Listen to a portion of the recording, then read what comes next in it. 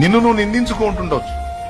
నీ దీనస్థితి అధోగతి చూసి ఛీ, నాలంటోడు ఒకడు పుట్టడం అవసరమా, నాకు ఈ బతుకు అవసరమా, నేను అనుభవిస్తున్న ఈ బాధలు నాకు అవసరమా, ఏంది నా జీవితం, అర్థం లేదు అర్థం లేదు అని ఏవేవో అనుకుంటున్నావో నువ్వు ప్రస్తుతం నువ్వు ఉన్న పరిస్థితులను బట్టి.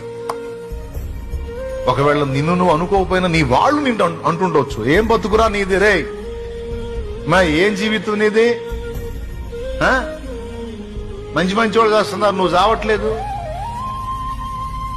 ఎందుకమ్మా నీలాంటిది బతకడం, సావే ప్రశాంతంగా ఉంటదా మాకు అంటుండొచ్చు. తమ్ముడా నిన్ను కూడా అంటుండొచ్చు, ఏం బతుకురా నీది రే, ఏంట్రా,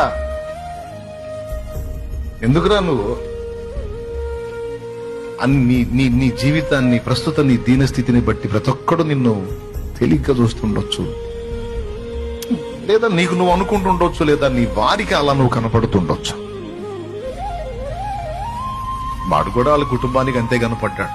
ఇంకైపోయింది, ఆడు చేతికి రాడు, అయిపోయింది, ఆడు పీక్ స్టేజీకి వెళ్ళిపోయాడు, సంఖ్యలు కూడా తెంచేస్తున్నాడు, ఆడి బాగు చేయటం ఇంకెవడి వల్ల కాదు, ఆడు మళ్ళీ నార్మల్ పొజిషన్ కి రాడు, ఆ శ్మశానంలోకి ముందే వెళ్ళిపోయాడు కాబట్టి అక్కడే సచ్చి శవమైపోతాడు అని వాళ్ళు వదిలేశారు, ఆ ఫ్యామిలీ వదిలేశారు.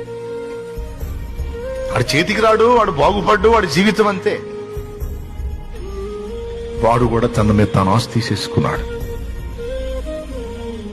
కానీ యేసు వెళ్ళి వాని కోసమే వెళ్ళాడు.